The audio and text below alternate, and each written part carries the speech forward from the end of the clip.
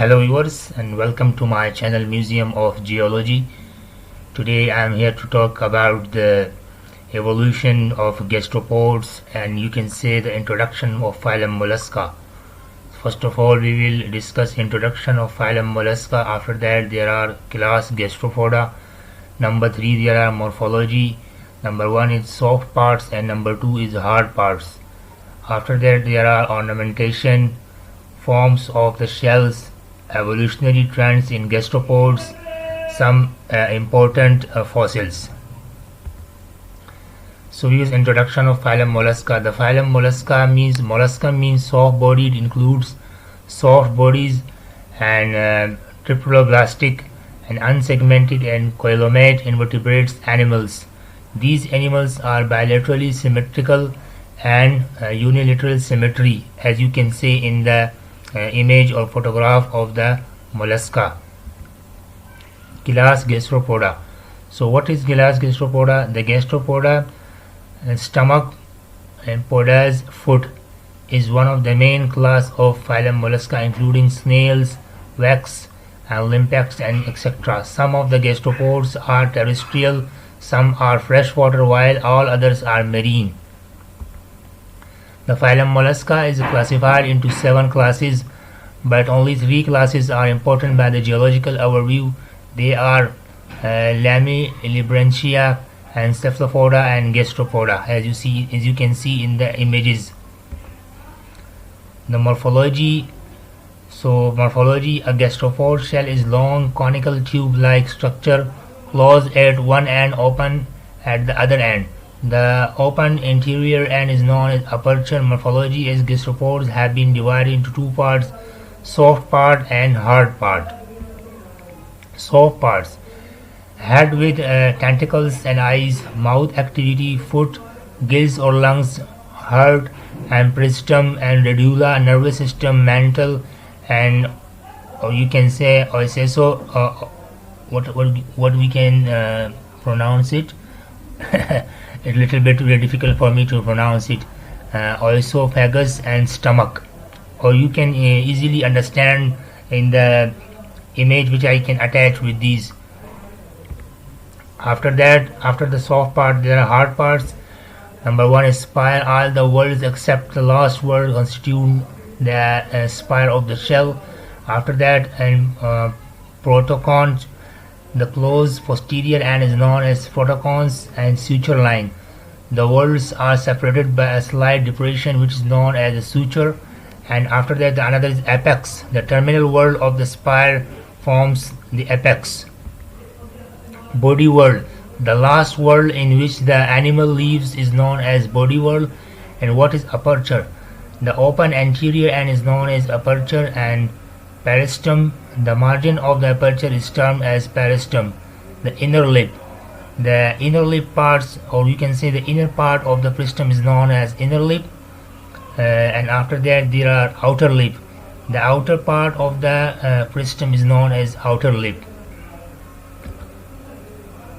And after that there are columella, a central pillar-like axis extending from apex to the base of the shell called as columella.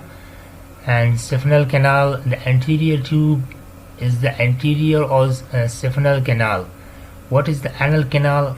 So the posterior tube is the posterior or anal canal. Operculum. The aperture of the shell may be covered by a plate known as operculum. And at the last there are sinus. Now we will discuss about the ornamentation. 2 types of ornamentations present in Gastropoda. They are spiral and or you can say transversive ornamentation. What is spiral? Parallel to suture line, includes pitted sculpture and reticulate sculpture. What is transversive? It includes axial costae, smooth sculpture, spine and spiral costae. Forms of the shell. The form of the shell depends on the spire angle, number of whorls, or you can say number the whorl, shape of the whorl and size of the last whorl. The following are the forms of the shells. Number 1, discoidal. The shell is planispirally coiled and the whorls are in one plane so that the entire arrangement can be seen. Example. What is the example of discoidal? The example of a discoidal is planorbis. You can see in the image. After that, there are fujiform. The spire is sharp and acute. The whorl in the spire increase in diameter gradually. The body whorl is small and the base of the shell is flat. Example is trochus. Number 3, there are turbinate. The spire is sharp and acute. The whorl in the spire increase in diameter gradually. The base, which is convex, for example, turbo. Number 4, turretid. The spire is long with numerous whorls and acute sharp apex. The body whorl is very small, for example, turretilla. Number 5, the cylindrical. After gradual increase in the diameter of the spire, the diameter remains contained or it may reduce near the base, for example, voluta. Number 6, there are globular. The spire is small and sharp. The body whorl is large and round with a round aperture, for example, natica. Number 7 is fujiform. The shell is spindle shaped. The body whorl is thick in the middle and tapering near the bottom and the top. For example, fusinus. And another number 8, there are convolute. The last whorl of the shell covers all the previous whorls. The aperture with granulated outer lips is as long as the shell. Remember that. And the example is cypria. Number 9, there is oriform. The shell has very short spire and the aperture is very large. For example, haliotis. Number 10, there are conical. The spire is short, apex is sharp, and the body whorl is large. Conical with parallel lips, for example, conus. Number 11, there are vermiform. The shell is worm-like, the twisted. And for example, the example of a vermiform is vermicularia. Number 12, there are teleform. The apex is sharp and shell is cape-like, for example, petala. Number 13, there are pupaeiform. The apex is convex and rounded. Whorl increase in size in spire outwards. You can say all whorls are uniform in diameter and the aperture is rounded, for example, pupa. Now we will discuss evolutionary trends in the gastropods. So we will see the evolutionary trends in gastropods are both progressive and retrogressive. The uncoiled simple cape-shaped snail started developing. Helicoids coiling, planispiral coiling was restricted to pelagic forms, while helicoid coiling observed in benthonic forms. Progressive and adaptation due to mode of the life in Gastropoda include: number 1, increase in tightness of coiling, increase in evolution of the apex with respect to the last whorls, development of discoidal shells, increase in the size of the whorls, and development of the fujiform and biconical shells, development of fujiform shells, and modification around the aperture, and development of loss or ornamentation and loss of operculum. Some important fossils. Number 1, there are dextral forms, which is trochus. It is the fujiform shell, smooth spire, sharp apex. The age is Triassic to present day. Number 2, there are turbo, and it is turbinate shell. Age is Jurassic to present day. And turretilla, it is a long turreted shell, long spire, sharp apex, and small body whorl.